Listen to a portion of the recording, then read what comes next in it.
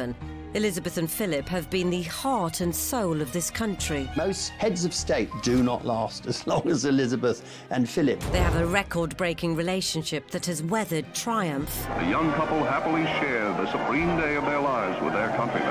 And tragedy. Philip said, well, I'm like a bloody amoeba, you know, I don't exist. Grief.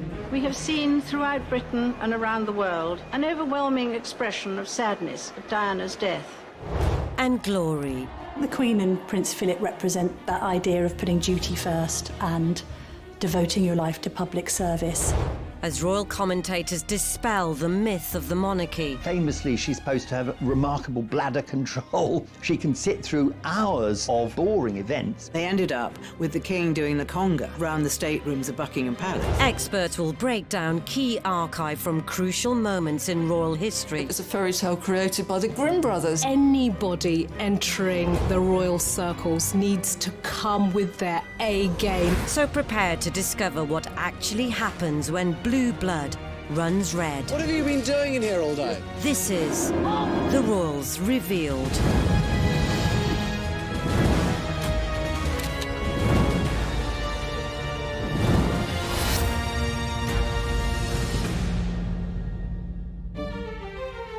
In this episode, it's revealed how the Queen and Prince Philip have stoically kept the monarchy going. I think the most remarkable thing about Elizabeth and Philip, they are a team, and as they've got older, the sense that they're a team has become more distinct. And they are also willing to hold on to tradition while also behaving in progressive ways that we can then relate to. So I think that might be the magic combination. Their consistent devotion to duty, monarchy and marriage for over 70 years. They're probably more in touch with the people than any other sovereign has been before. They look upon her as reassurance. Has made them the world's most recognised royals. If you talk about the royal family, people immediately think about our royal family. But more importantly, the parents of our nation.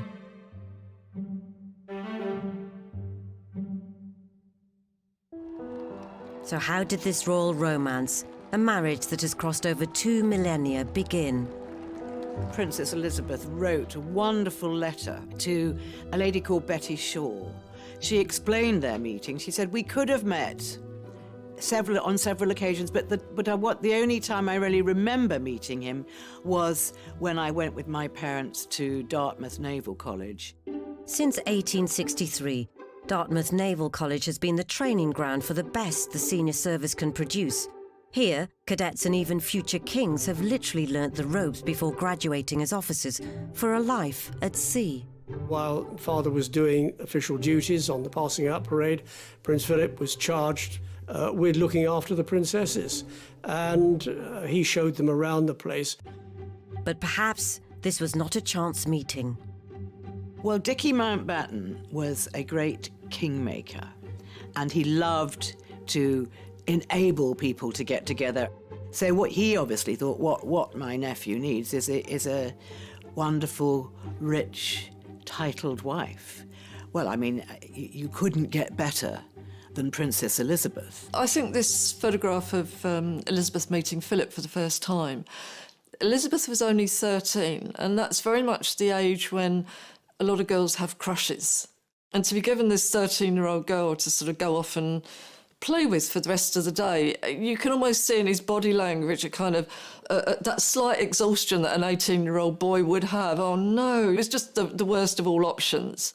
But they hit it off. I mean, it's a bit of an old chestnut that Philip impressed Elizabeth because he could jump over a tennis net. The young but confident princess knew what she wanted and was determined to marry Philip. I think the decision of the relationship was all Princess Elizabeth. She's the one that fell in love with Philip.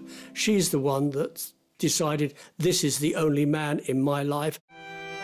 But interrupting this budding romance was an event that would change not just their lives, but those of millions of couples and families around the world. The outbreak of the Second World War in 1939. Philip's first posting was as a midshipman on HMS Ramillies in 1940 in the South Pacific. He served with distinction during the Second World War, firstly in the European theatre and then in the Far Eastern theatre. He was mentioned in dispatches. Having outwitted the Italian fleet and saving his ship in a brilliant, evasive tactical manoeuvre, Philip loved everything about the Navy and was always ready for action, at sea and ashore. Philip was always a huge charmer, especially in his young days. Women fell over him because he was so handsome, and he was the most beautiful dancer I have seen. And he and the Queen had dancing in common. They're both absolutely fantastic dancers. And to this day, they still love to dance. Philip was certainly a ladies' man. I mean, to some extent, he led a sort of double life, you know. He was one of the lads while he was in the Navy. And then, you know, on leave, he would have behaved in a much more circumspect way, a much more dignified way, a way, you know, that would have fitted his role as a prince. Away for months at a time, Philip maintained the relationship by writing letters. So when he did get a bit of brief shore leave back in Blighty, Philip would be invited to stay at Windsor Castle. In 1943, Prince Philip spent Christmas at Windsor Castle, and Philip's head was then turned by the young Princess Elizabeth. With the war over and Philip finally back in Britain in 1946, he was desperate to get their relationship back on track, but there were problems. George VI was very protective to his two daughters. I think he felt that Elizabeth needed to be older, partly because Philip he had a reputation for being a bit of a lad. If he were to marry Elizabeth, he had to do it properly. He had to do it in the traditional way. The sacrifice Philip had to make to marry Princess Elizabeth was to renounce his titles. He was no longer being able to call himself a Prince of Greece and a Prince of Denmark. It made it very obvious that Philip was prepared to do whatever was necessary to make himself acceptable to the royal family and to the British public in general. On Wednesday, the 9th of July, 1947, the official announcement was finally made, with the marriage at Westminster Abbey 4 months later, on the 20th of November. This was to be the beginning of a very eventful partnership spanning over 70 years.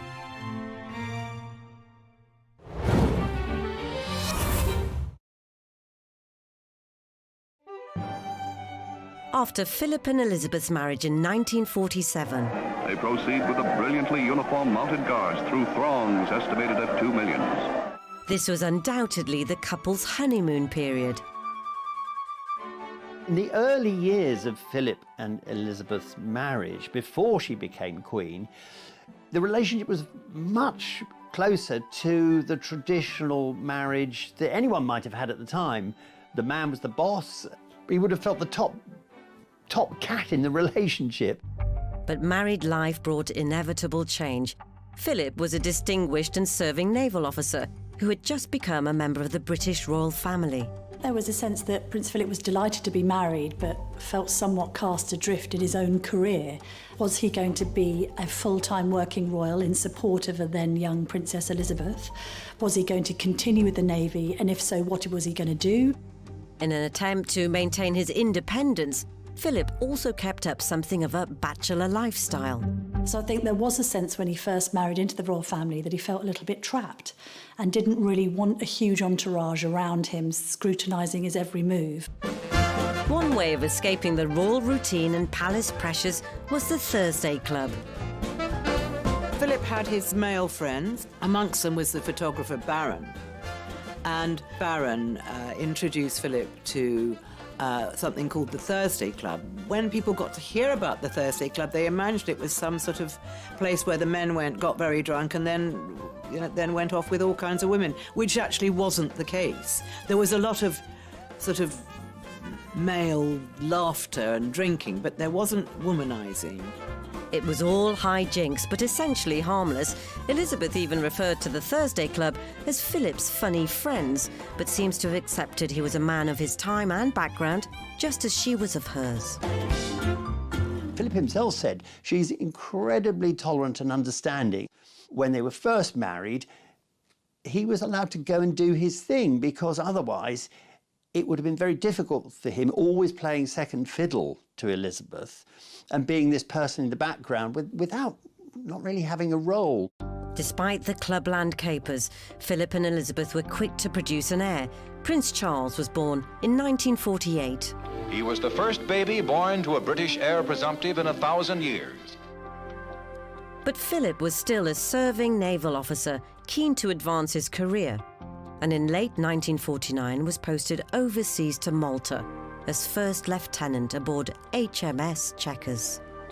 Probably the happiest time was when Philip was posted to Malta, and Elizabeth spent months there. She did. Well, these weren't flying visits. She really enjoyed it. It was an exotic location.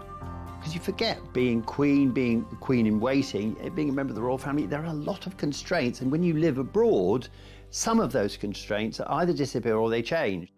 Philip took work seriously, making his new ship, HMS Magpie, one of the finest in the fleet. But the best times were when the couple were together, or at least nearby.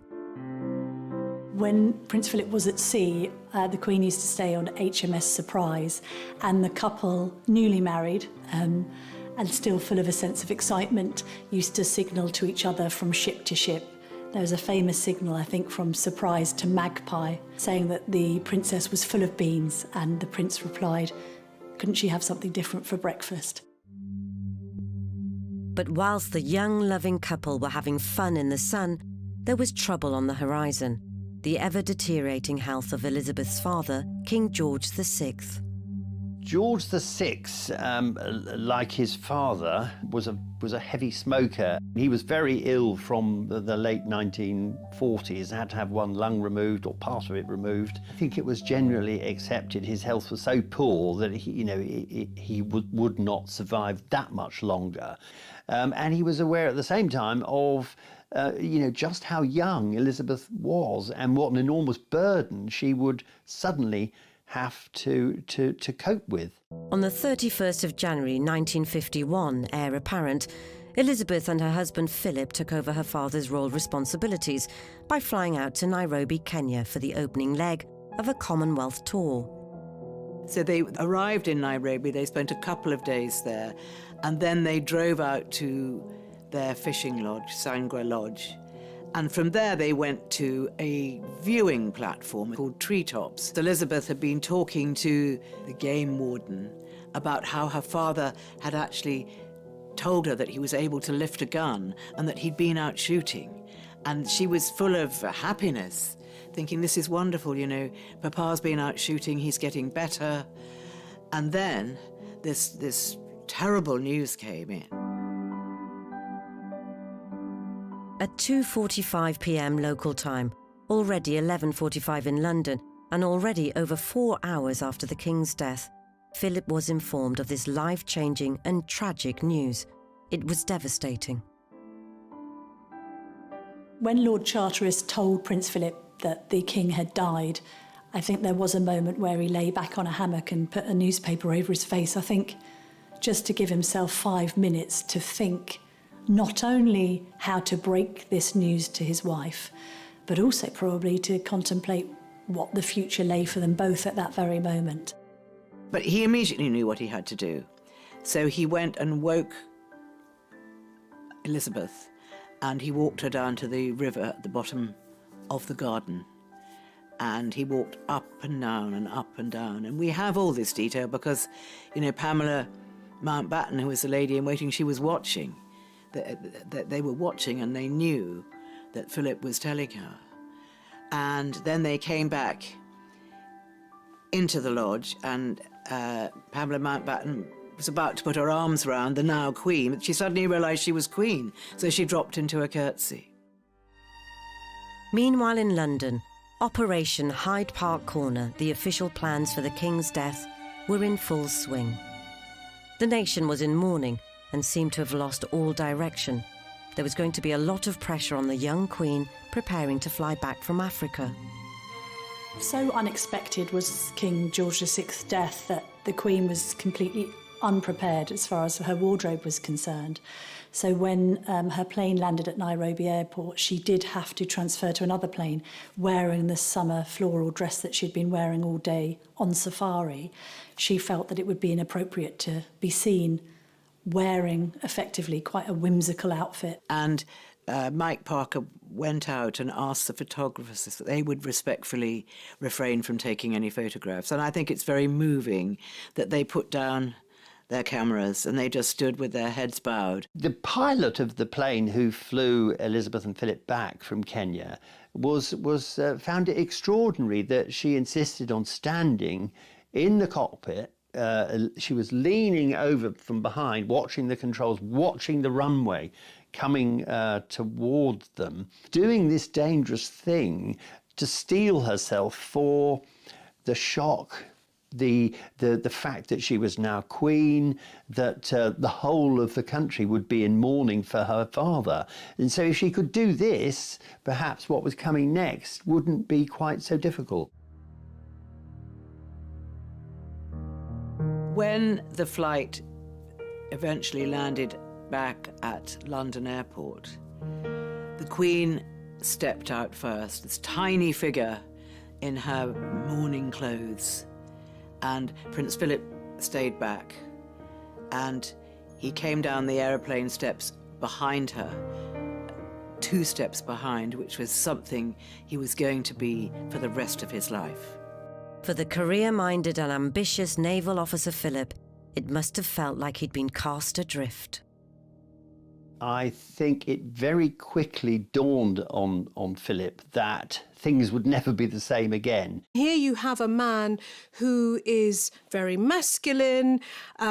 He had his own identity. He is a red-blooded male, particularly if you think about the social context and the times.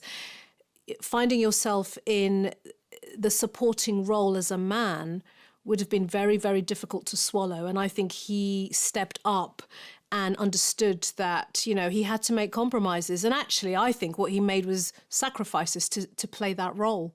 To bless the Royal Princess Elizabeth II with long and happy years to reign over us.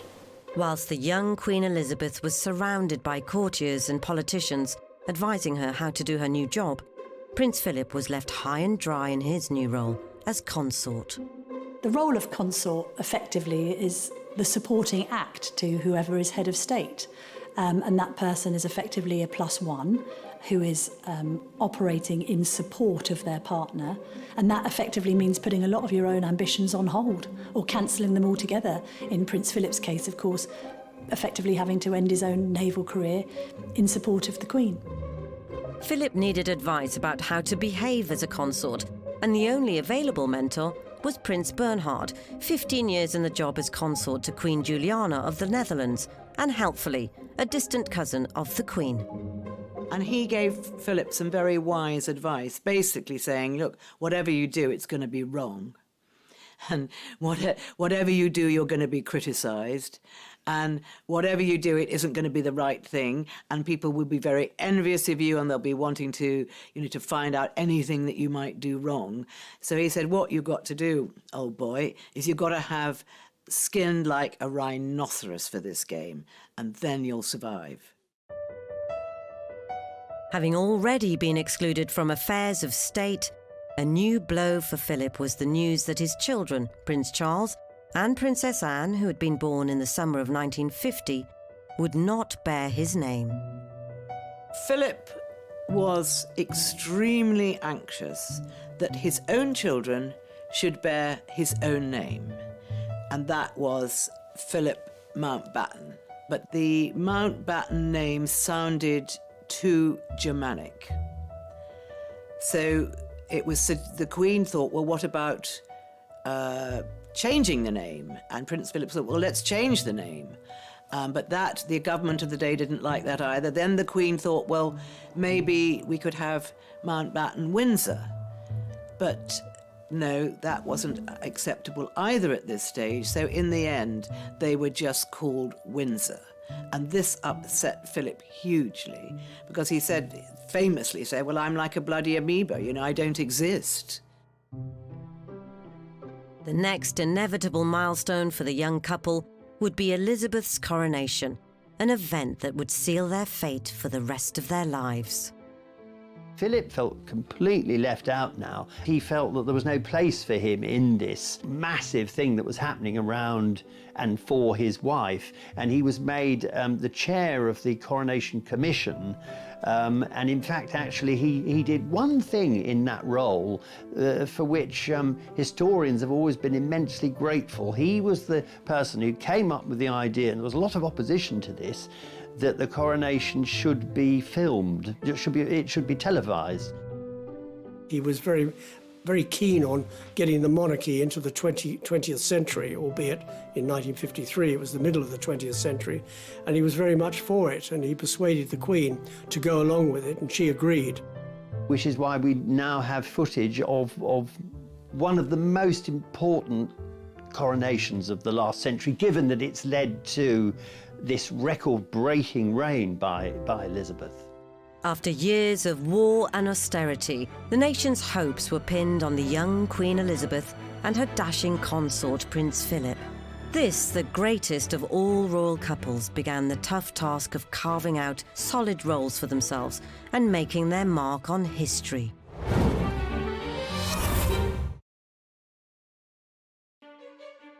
For all monarchs, the duty of dynastic succession is the most important. Continuing the family line is meant to create stability, consolidate power, and maintain tradition. But the royal commitments now dominating Elizabeth and Philip's lives, such as the 1951 Canada tour, duty came first, and that meant country, not kids. There was a bit of consternation at the notion of the Queen and Prince Philip going away on tours that lasted month on end. This idea that the Queen and Prince Philip were quite unfeeling as parents, I think, permeated. In the early years, Philip was juggling a naval career with desire for a bachelor lifestyle and royal duties. The demands of fatherhood further complicated things, and he treated his children very differently. I think Princess Anne was always regarded as a bit of a daddy's girl, very much having the same temperament as her father, the same interests. Prince Philip famously saying that if it didn't fart or eat hay, then Anne wasn't interested. I think Prince Charles, by his own admission, had difficult relationships with both of his parents. I think he found his mother, the Queen, lacking in emotion at times, and his father to be a little unsympathetic. But Philip still played an important, even defining role in their upbringing, especially when it came to decisions about their education. Philip had had a very tough childhood, and it made him a very tough man. And when he came to time to be a parent, I don't think he was the sort of parent who believed in mollycoddling his children, and especially his sons.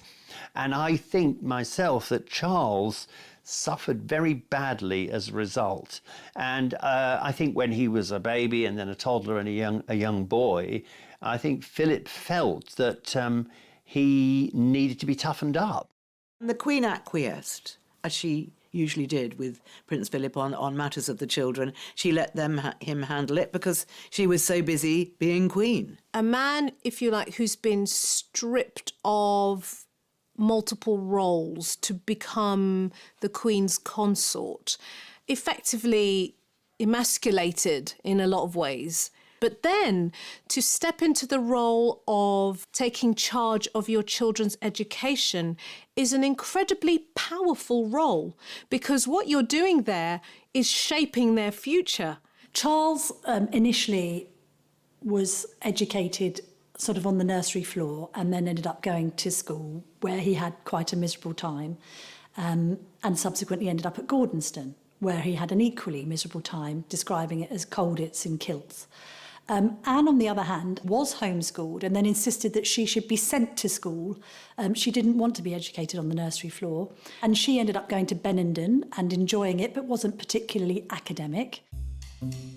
Things were very different for Andrew and Edward. On the 19th of February 1960, 12 years after Philip and Elizabeth were married, Andrew was born. He was the first child to be born to a reigning monarch in over a century. By the time that Prince Andrew was born in 1960, the Queen knew exactly what she was doing, and Andrew enjoyed a far more hands-on relationship with his mum. Andrew was shielded from the press. There weren't even any official baby snaps as the proud new dad took them all himself. I do think that there is something about the eldest child being treated one particular way and then the next child, and then you get the opportunity to be more hands-on with your younger two. They're going to have a different version of you as mum. That is going to change the dynamics of those relationships and how they behave. Having been on the throne for 8 years, Elizabeth was used to the job and had more time for Andrew, having him for whole mornings playing on the floor whilst she worked at her desk.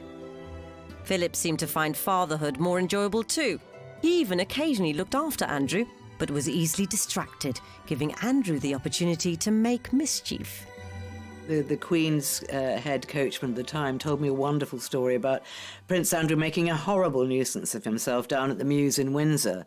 And he would go round there and he'd sort of kick the horses' feet and, tweak them to make them do something, and then watch the reaction of the grooms and things. And he was being such a pest one day that they picked him up by his sort of shoulder and the seat of his pants, and they threw him on the dung heap. So he was a very naughty little boy, but he wasn't a nasty little boy. He was just a typical boy. Elizabeth had always wanted 4 children, and on the 10th of March 1964, Edward was born. There are several ways of looking at where the Queen was when Edward was born. Here you've got a woman who is now a working mum. She's juggling several roles. She has a diary that states that she wants to fit in bath and bedtime with Edward.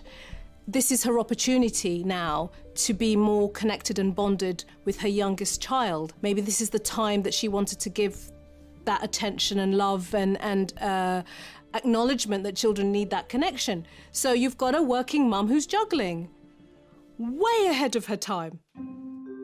Whilst the Queen was embracing change and adapting to new parenting trends, rumours persisted that family man Philip was also very much a ladies' man. I think the rumours about Philip's infidelities have persisted because there are so many of these that it's very difficult to believe that he has always been whiter than white. Prince Philip has always liked glamorous ladies. He's never made any pretense that he doesn't. That he's always had an eye for the best-looking girl in the room. Philip has always liked to flirt and make suggestive remarks, and apparently the Queen is always the first to make jokes about his flirtatious nature. And ultimately, whatever the rumours, they're still together. Philip is the sort of person who window shops, but he doesn't buy. There's only been one man in the Queen's life, and that's been Prince Philip. They adore each other as much today. The Guildhall in London. She mentions the fact that you have to work at a relationship, that marriages don't just happen. They're created, they develop, they change over time. And it's almost as if she's acknowledging that Philip, for all the difficulties of being the consort and being 2 steps behind always and not the most important player, she's acknowledging that Philip was able to do it. Philip stuck with it. He may have wandered and strayed now and then, but he was still there. Although the institution of marriage and a solid family image might be working for Philip and Elizabeth, unfortunately, it soon wouldn't be for the rest of the family. Well, family's everything to the royals, really. I mean, it's a family, but it's also a firm with major and minor shareholders. And what's interesting is that the institution survives beyond family crises, and there have been many over the years. And the Queen has even had to take evasive action against her own beloved children in a bid to protect the institution. The first cloud on the horizon for our first family was in 1987, when Prince Edward announced his decision to drop out of his Royal Marine training after just 4 months.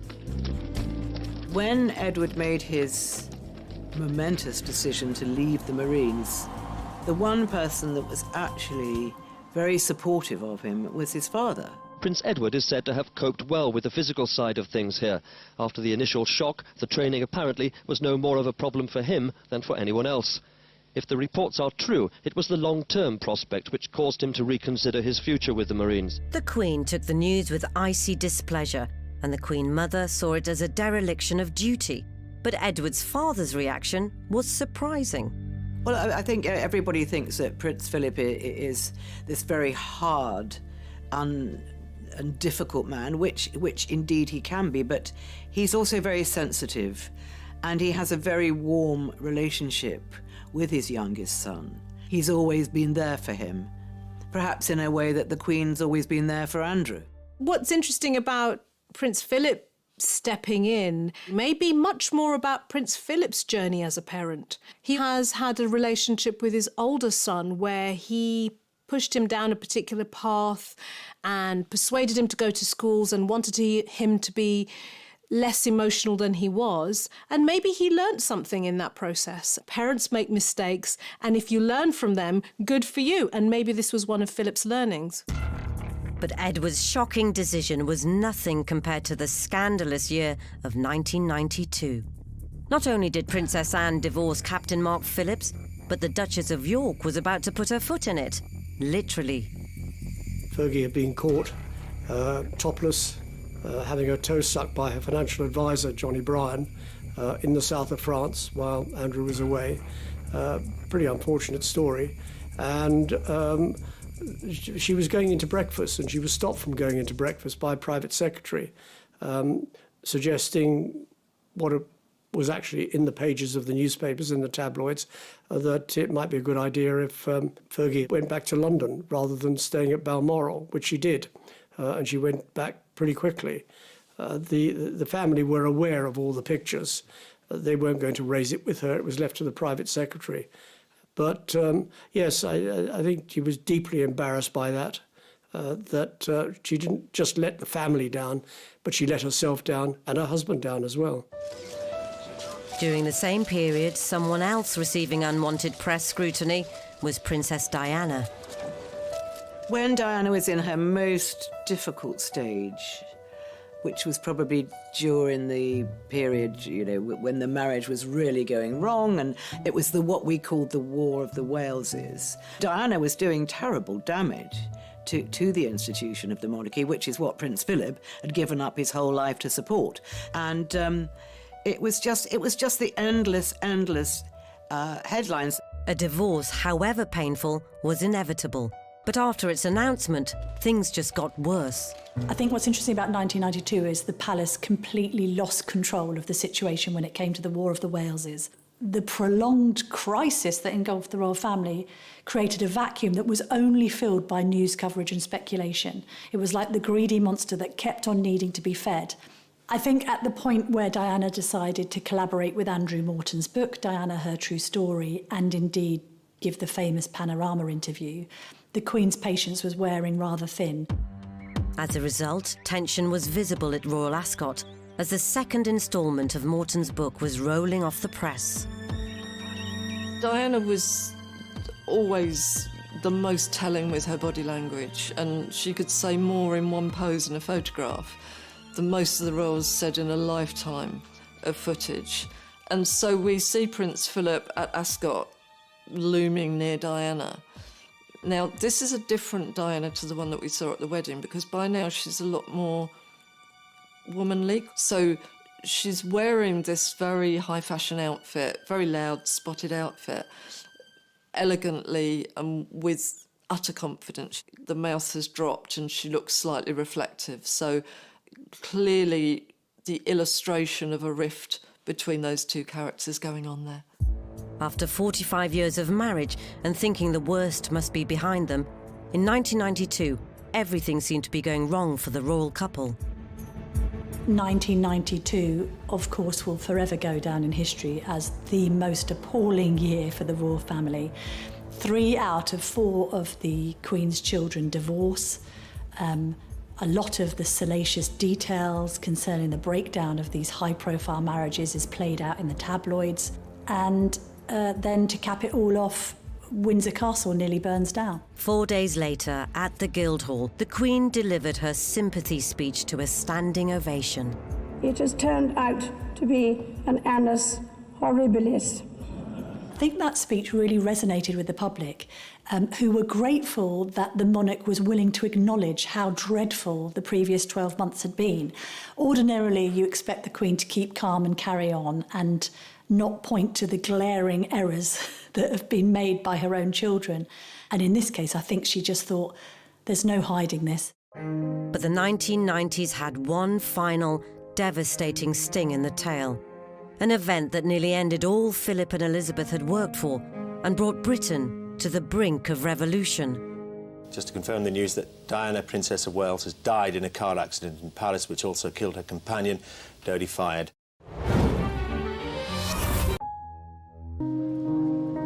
Undoubtedly the biggest challenge to the marriage of Philip and Elizabeth, and more importantly to the monarchy, happened in the early hours of the 31st of August 1997. Just to confirm the news that Diana, Princess of Wales, has died in a car accident in Paris, which also killed her companion, Dodi Fayed. If in life troublesome and difficult for the monarchy, in death she became a force beyond control. And for the royal couple, it brought all their sacrifices and tireless work to the brink of ruin. When she died, the whole of Britain and the whole of the world became hysterical with grief. And this was not predicted at all by anyone, least of all the royal family. When there's this huge national feeling, it has to be channeled through the monarch. And Elizabeth, or this was the perception, wasn't doing her job. Very, very, very disgraceful, I find their behaviour. Very disgraceful. Well, I think it must be very, very cold-hearted not to have a flag up. I think it's a disgrace on the whole royal family. It wasn't helping that Tony Blair, the Prime Minister at the time, was much more engaged with public sentiment. The people everywhere, not just here in Britain, everywhere, they kept faith with Princess Diana. They liked her, they loved her. They regarded her as one of the people. She was the people's princess. His people princess speech was very, very clever. And he spoke before the Queen spoke, but she was following a royal tradition that when somebody dies, you close ranks, and it's family, and the only two people that really matter are the children left behind. Whatever the truth, it captured the press's imagination, and the Queen, and especially Philip, didn't like it. Secluded in Balmoral, Scotland, Elizabeth was stoically keeping to royal protocol, whilst Philip looked after their bereaved grandchildren. This meant the monarchy were unaware of the magnitude of events 500 miles south in London. I know that one of the Queen Mother's friends rang her and said, you know, you really should get down here, you lot, because, you know, it's going absolutely crazy here. They forgot that they're not an ordinary family, and that was a mistake.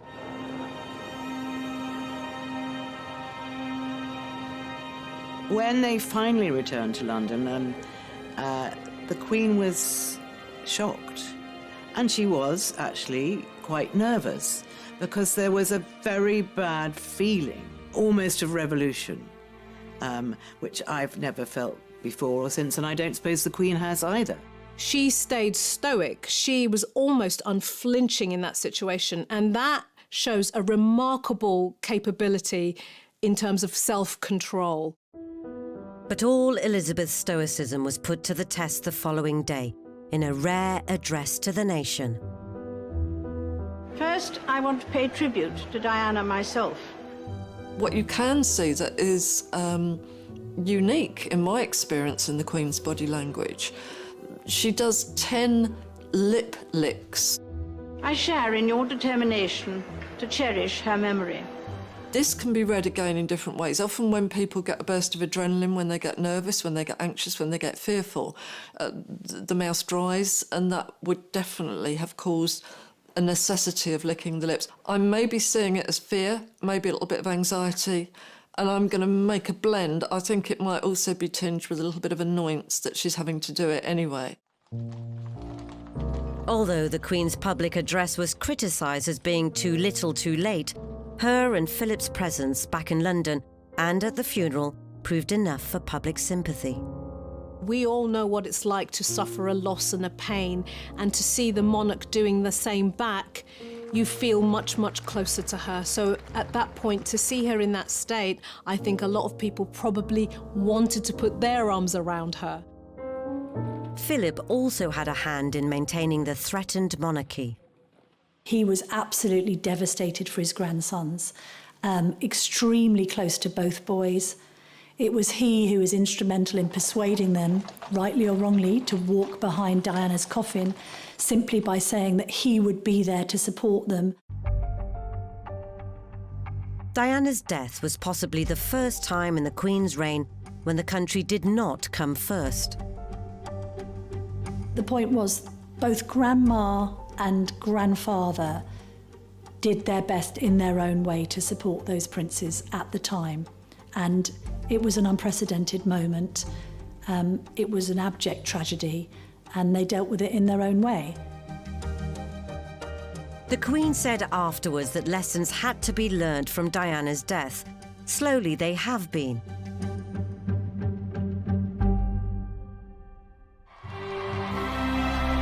And it's worked, with affections reaching new heights in 2012 for the Queen's Diamond Jubilee. It's absolutely brilliant. So we're thoroughly enjoying it. As you can see, the kids have really made a day of it. As the Queen and Duke have become older, more of the royal duties have been passed to the younger generation. William did resist for some time becoming a full-time working royal. He wanted to spend his time in the military. He also wanted to be that air ambulance pilot and achieve a career of sorts on his own terms. But inevitably, when your granny is approaching her 90s and you're married and you're starting a family, there's an emphasis on you having to step up to the plate. I think now the Cambridges are very much admired for the fact that they have sacrificed everything in order to serve Queen and country. The Queen's very conscious of the fact that her father wasn't around long enough to tutor her. You've got to remember that she was 25 when he died. So she was still fairly young, and William is doing a very good job what he's doing at the moment, and he is learning the ropes. After working tirelessly from the sidelines, another royal is now stepping into the limelight. I think Anne has carved out a very definite role for herself, and I think, like her mother, she has put duty very much in the spotlight. You know, she rolls her sleeves up and she gets stuff done.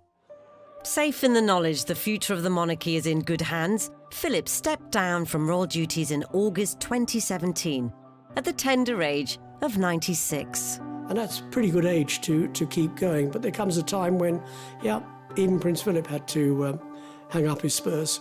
Philip's retirement signified the end of being seen 2 steps behind the Queen, a position he's held as the Queen's rock for nearly 70 years. The coronavirus crisis, I think, has given the whole world pause for thought as to what a 94-year-old and a 99-year-old should be doing in terms of their contribution to public life. We want the Queen to remain visible, but at the same time, few would begrudge her putting her feet up a little. This selfless couple and their relentless dedication to duty have stoically kept the monarchy going. I think the most remarkable thing about Elizabeth and Philip, they are a team, and as they've got older, the sense that they're a team has become more distinct. And they are also willing to hold on to tradition while also behaving in progressive ways that we can then relate to. So I think that might be the magic combination. They're probably more in touch with the people than any other sovereign has been before. They look upon her as reassurance. As long as the Queen's okay, the rest of us are okay.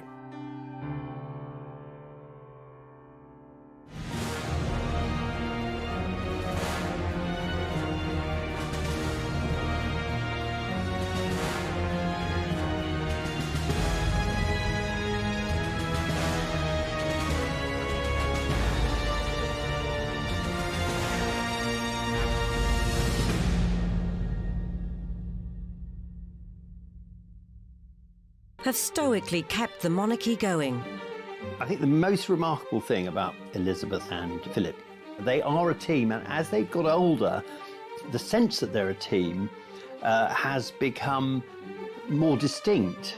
And they are also willing to hold on to tradition while also behaving in progressive ways that we can then relate to. So I think that might be the magic combination. Their consistent devotion to duty, monarchy and marriage for over 70 years. They're probably more in touch with the people than any other sovereign has been before. They look upon her as reassurance. Has made them the world's most recognised royals. If you talk about the royal family, people immediately think about our royal family.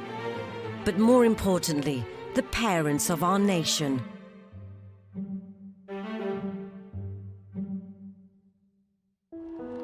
So how did this royal romance, a marriage that has crossed over 2 millennia, begin? Princess Elizabeth wrote a wonderful letter to a lady called Betty Shaw. She explained their meeting. She said, we could have met on several occasions, but the only time I really remember meeting him was when I went with my parents to Dartmouth Naval College. Since 1863, Dartmouth Naval College has been the training ground for the best the senior service can produce.